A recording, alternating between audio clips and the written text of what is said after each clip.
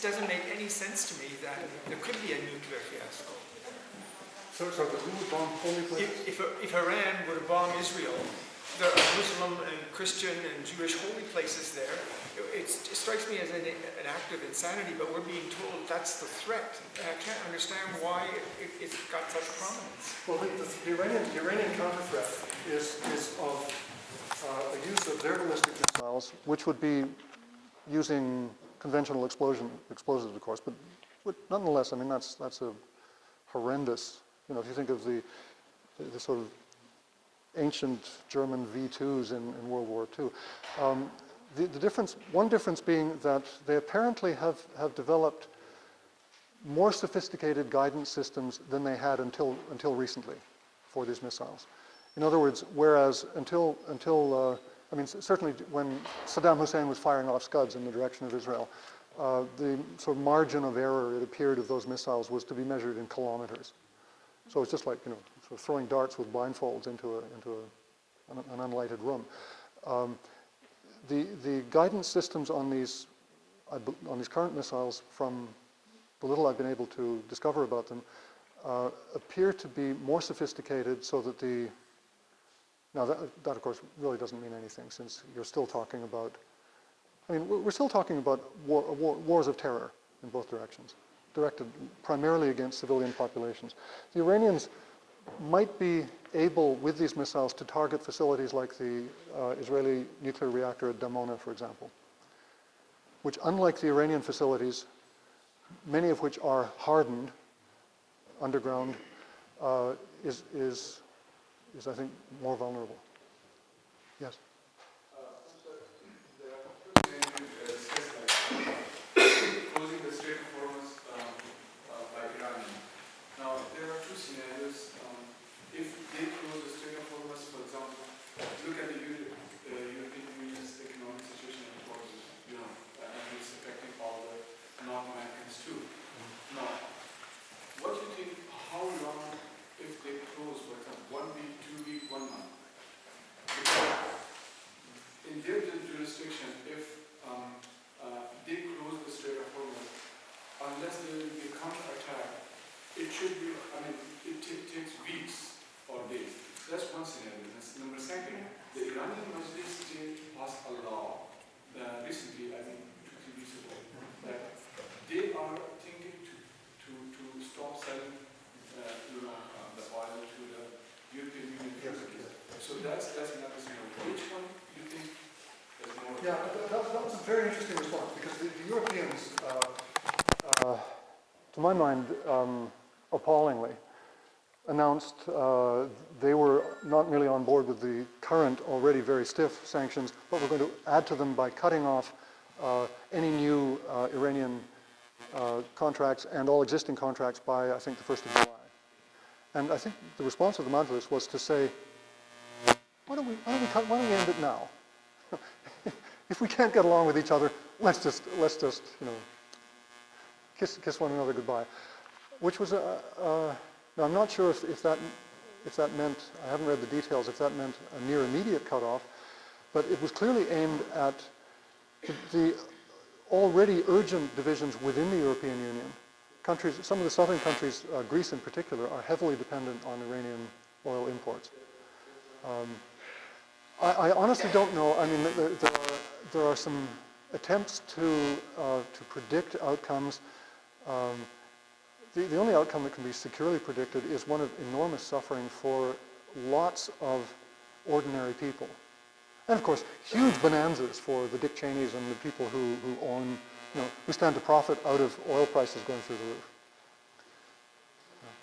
Yes. Oh, sorry. There's one other fact too, I think, for this, and that is, it seems to me that Dick Cheney and people who have a long-term authoritarian militarist objective, and with the somewhat vulnerable exception of Obama, the presence of Bibi, of the present UK government, and the present Canadian government, we have the prospect possibly of a nucleus for a war in the Middle East that would affect us profoundly in terms of civil liberties and potentially making any sort of democratic changes later. Yeah, it would be, in fact, that's a very important factor that I should have mentioned. I mean, it would be an absolute gift to, let's call them fascists.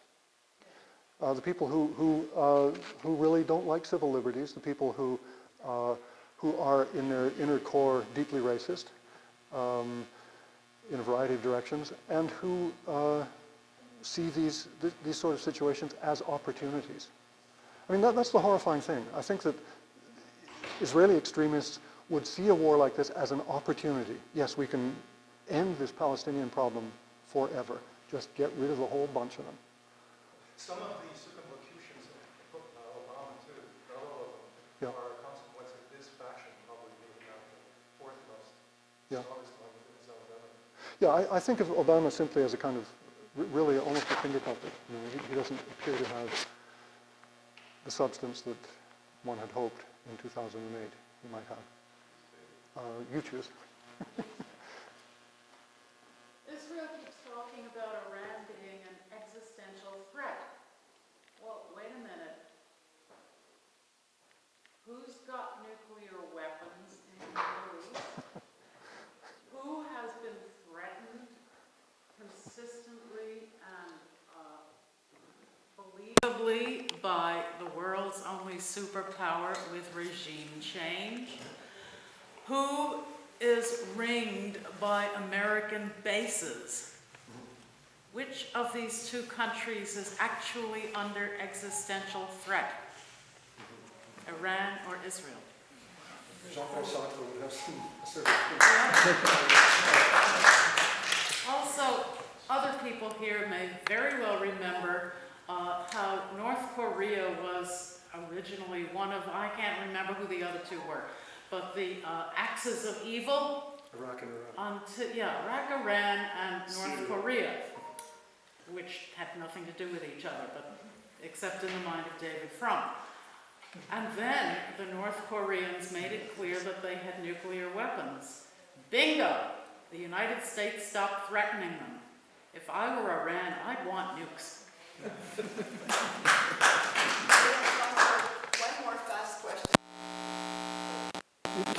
You choose.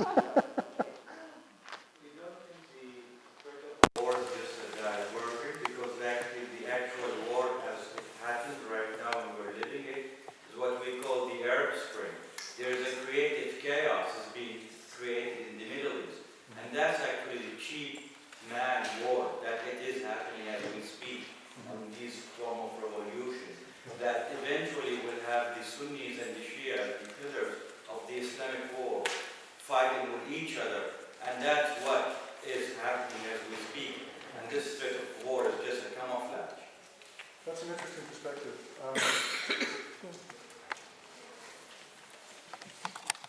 Yeah, I don't think I have. I mean, I could add, but I think I'll hold back. I think that's the one key strategy, and it was very evident in the Iraq occupation from early on, was to divide the country into its sectarian communities and to create provocations. I'm convinced, for example, that the destruction of the Great Samaria Mosque was carried out by the Americans to create provocations that would set communities at war with each other. Yeah. Thank you very much, Thank you. You had a